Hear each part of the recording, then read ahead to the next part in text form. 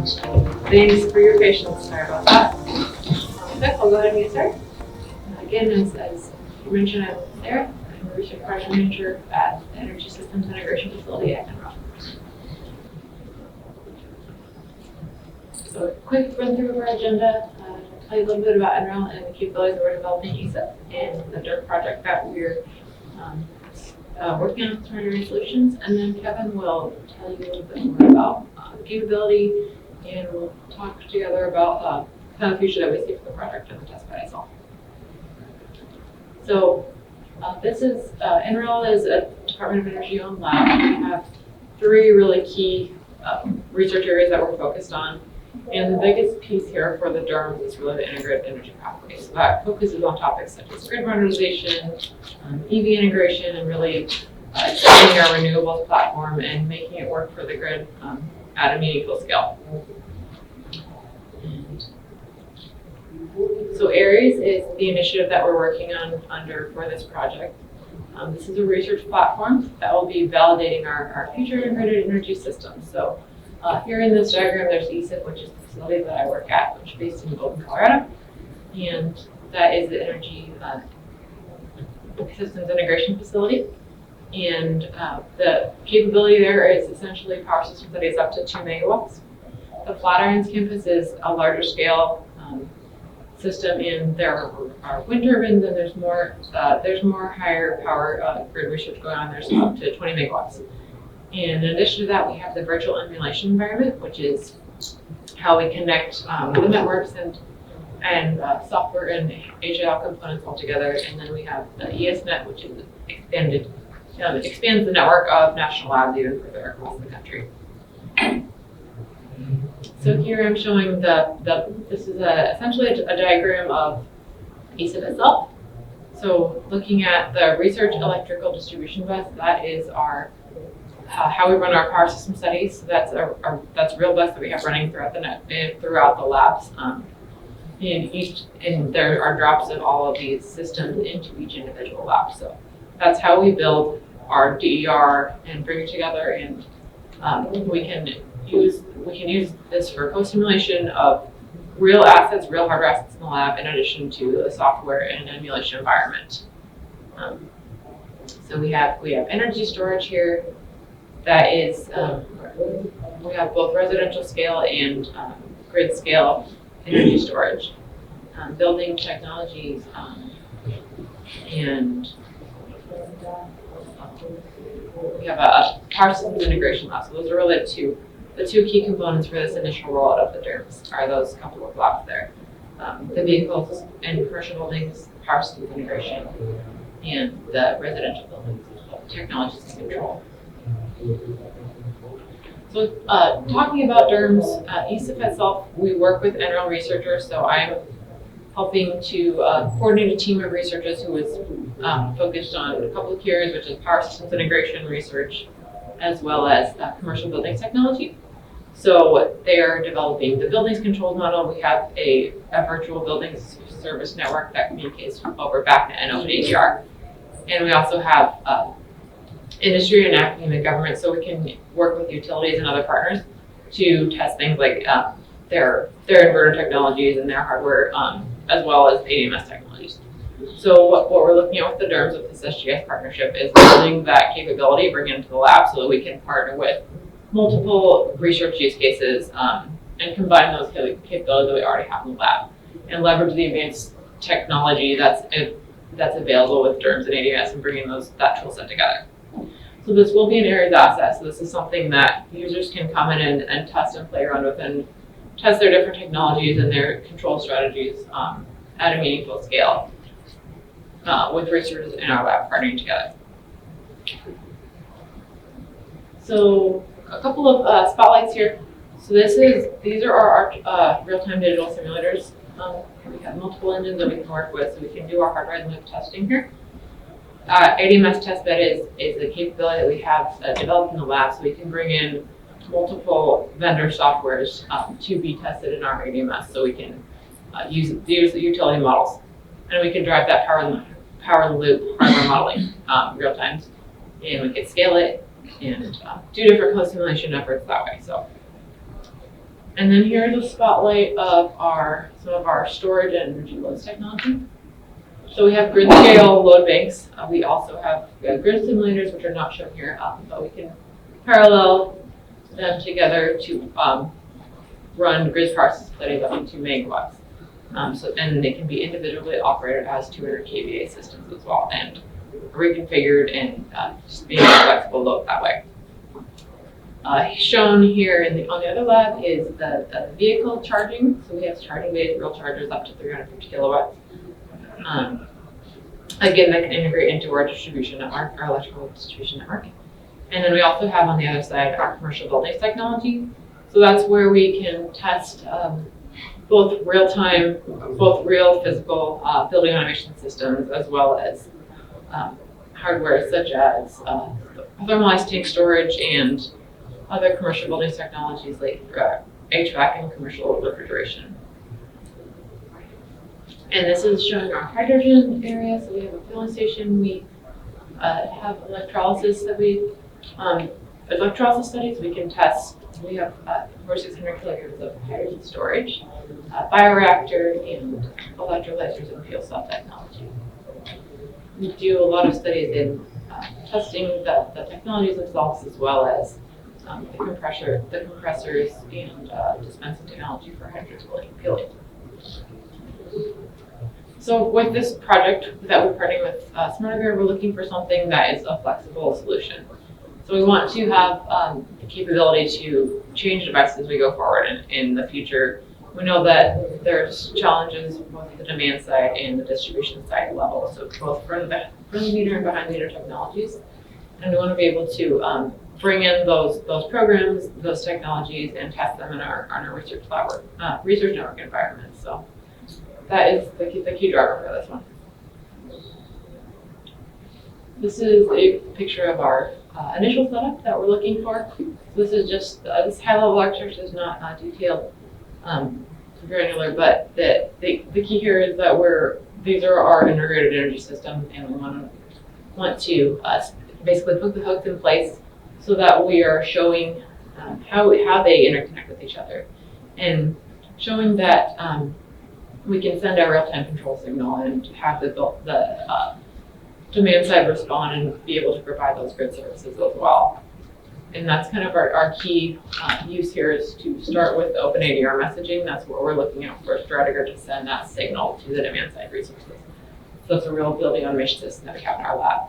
We have buildings researchers that are working on those complicated load forecasts and modeling. And we have our AD mesh network, which I showed the photo of earlier. So this is a physical test bed that can incorporate inverter technology. So we are connecting initially a 1 kilowatt or a 30 kilowatt and one 30 kilowatt inverter, and we intend to be able to scale that up and interchange the devices just based on what the use case is. And so this is basically just putting in words what I just described. So again, we have our first component there is the building size, the behind the meter side.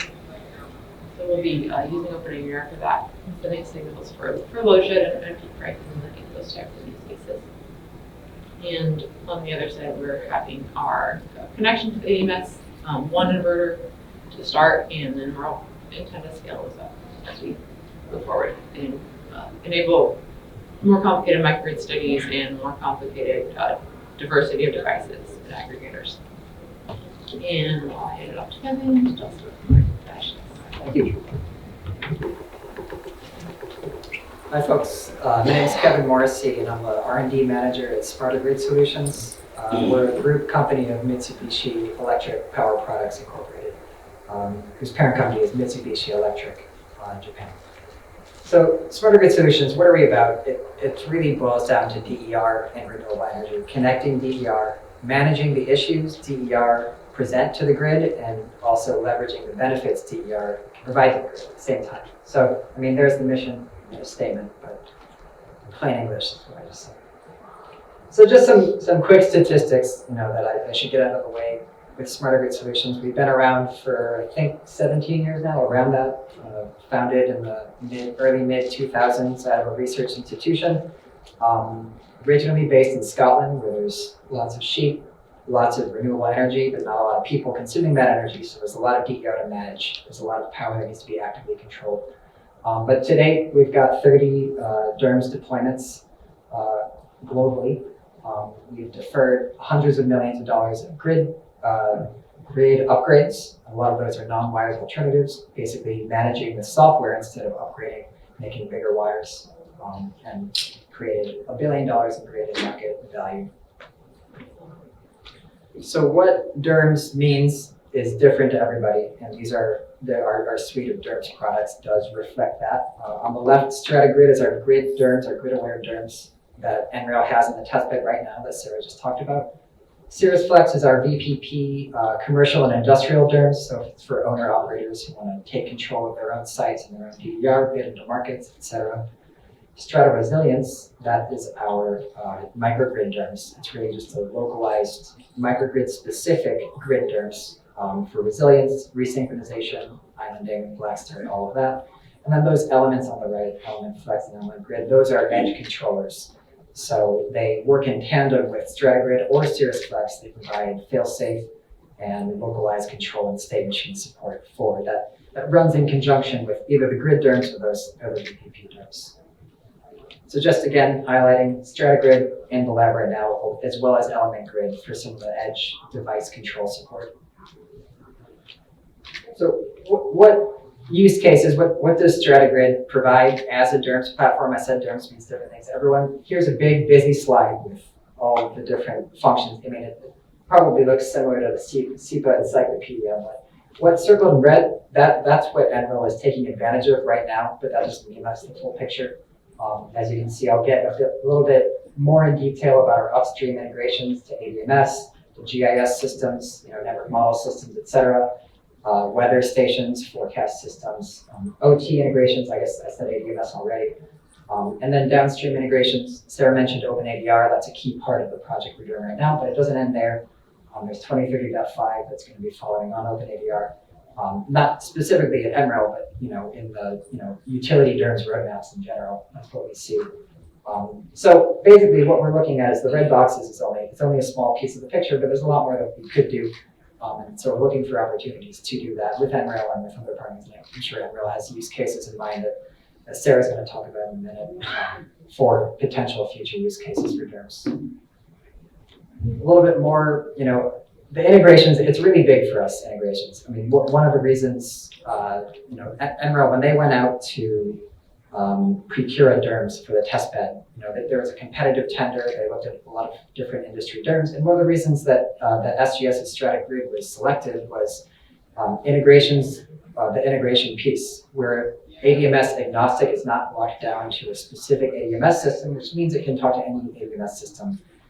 Whether that's a simulated ADMS system in the lab or something brought into the lab from a vendor, it doesn't really matter. In addition to that, our track record of integrating with successful DERMS projects in the field, and our capability to provide the use case support that they were looking to satisfy in their testbed. So as I mentioned, OT systems, ADMS, SCADA, those, in general, we run on telemetry, and that telemetry often, most of the time, comes from ADMS, comes from SCADA. Those upstream integrations are highly important. Getting weather forecasts, turning those into PV forecasts, turning PV forecasts into net load forecasts, and using those to schedule and optimize your DVRs is vitally important to how we run a grid DERMS. And then finally, the downstream integrations. Sarah's mentioned building systems. That's a big part of our testbed project, is controlling building systems, controlling their demand. But it doesn't end there. Again, I keep saying that. EV integrations, other types of residential PV, solar, and not just OpenADR, but 2030.5, anything, all of those integrations are what we see as possible. So let me hand it back to Sarah so she can talk the next steps of the testbed. Okay, so you mentioned there's really a lot of capability that we can explore here. We are aware of the key functionalities that DERMS can provide. on both the upstream and downstream applications, so demand side and distribution system. We have a lot of hardware and assets and test bed capabilities at the ESIF already, so we're interested in all of these key optimization and key applications that are pretty difficult DERMS. So we're just waiting for a little bit more of a finalization of some of our use cases, but these are the directions that we certainly expect that it will go. But it's a new capability, so this is phase 1 of the project, so just bringing it to the lab. We've worked with a lot of other commercial DERMS as well as in-house DERMS algorithms to meet these types of use cases. So having that supporting capability in the lab long-term going forward is something that we understand will be really key for advancing this type of research. All right, so if you are interested in working with us, there's a little more information about NREL. You can go to social to work with us. And then these are some of the functionalities that users can expect to gain from StrataGrid. De-risk integrations, gaining comfort in DERMS capabilities and testing new control strategies and as well as new use cases. This is an example of our user call. So every year we issue this Aries user call for ESIF resources and Flatirons resources. The one that is just this one just closed, but I just wanted to highlight that this is a key area that we're interested in, and we expect to have research in vehicle integration. Since we know it's a really key topic and a key challenge that is out there. And here's where you can go to find more information about NREL and Aries. Any questions?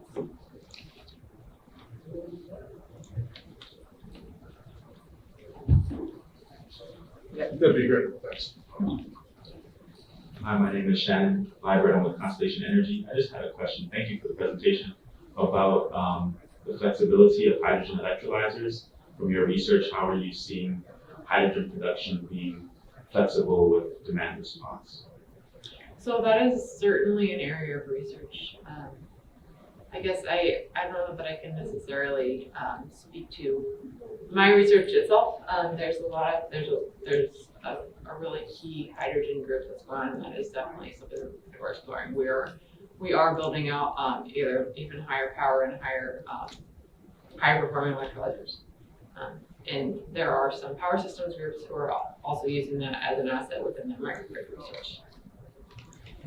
I can just add to that quickly regarding hydrogen. We've seen, in the industry, hydrogen production, either whether it's a research facility or whether it's a plant production facility, it's an enormous load on the network, and that means a lot of times it has to be really carefully managed with whatever connection you have to the distribution system. So we've seen potential DERMS projects out there that really focus on optimizing when you consume that load, what time of day that should be. Is it coupled with storage? So should you shift the load from morning to night to day, whatever the peaks are, and then managing that. Maybe there's a grid constraint, a current limit. You can't draw more than X amount of current. Maybe that's based on time of day, or maybe it's based on weather. So grid DERMS, does definitely get involved in that type of use case. We were talking about hydrogen.